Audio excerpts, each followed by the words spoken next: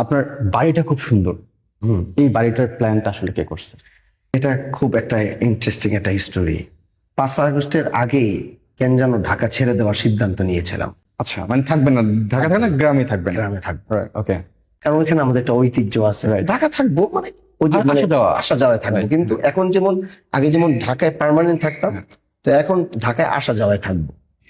তো তখন একটা বাড়ি করব, তখন চিন্তা করলাম সবাই তো আসলে ডুপ্লেক্স বাড়ি করে, ইট সিমেন্ট দিয়ে বাড়ি করে, আমি একটু ভিন্ন রকম কিছু করি। তখন আমার বড় ভাই হাফিজ মাওলানা তহা, তো ভাইয়া ইন্টারনেটে সার্চ করা শুরু করলো যে আমরা ভিন্ন রকম বাড়িটা কিভাবে করতে পারি।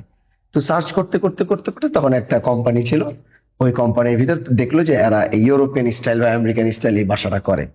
তো তখন ভাইয়াকে চিন্তা, ভাইয়া দেখো সবাই তো আসলে এই বাড়িগুলো করেই, আমরা ভিন্ন কিছু একটা করি।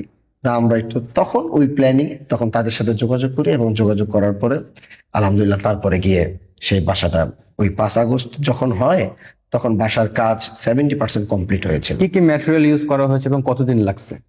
এই বাসাগুলো করতে খুব অল্প সময় লাগে, আমার 8 মাস মনে হয় লাগছে। ম্যাটেরিয়াল ছিল কি এর মধ্যে? ম্যাটেরিয়াল ছিল যে আপনার ভিতর আপনার টিন গুলো ব্যবহার হয়েছে, টিন গুলো একটু কোয়ালিটি ফুল টিন, এবং ওইটাকে একটু আর্ট করা টিন, যেটা ওই যে আপনি দেখলে ওটা বাইরে সব টিন, আর ভিতরে মানে সিমেন্ট বোর্ড দেওয়া হয়েছে।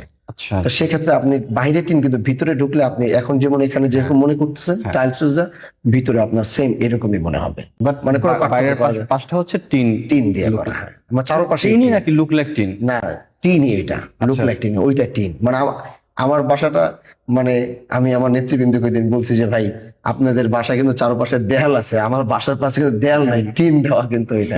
আমার কিন্তু টিনের বাড়ি, খালি একটু পার্থক্য একটু সুন্দর করে বানানো হয়েছে। Right, right.